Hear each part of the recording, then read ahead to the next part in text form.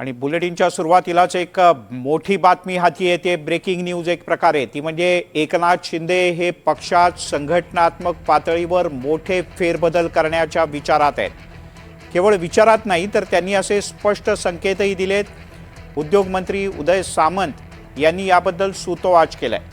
शिवसेनेत आता मोठे संघटनात्मक बदल होणार आहेत। निष्क्रिय आणि काम न करणाऱ्या पदाधिकाऱ्यांना आपल्या पदावरून हटवलं जाईल। तर राज्यभरातील प्रमुख पदाधिकाऱ्यांचं प्रगती पुस्तक येत्या 15 दिवसात तयार होणार आहे। त्याचबरोबर सर्वच मंत्र्यांच्या कामगिरीवरही लक्ष ठेवलं जातंय असं उदय सामंतांनी आज म्हटलंय।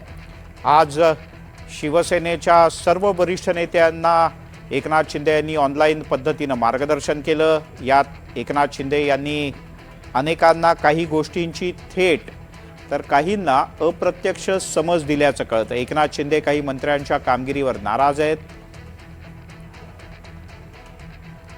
3 ते 4 मंत्र्यांवर प्रामुख्याने नाराज असल्याची चर्चा आहे। यात दादा भुसे, संजय शिरसाट, गुलाबराव पाटील आणि प्रकाश आंबेडकर यांचा समावेश आहे। शिंदेंकडून याआधी सुद्धा मंत्र्यांच्या कामगिरीवर नाराजी व्यक्त करण्यात आली होती।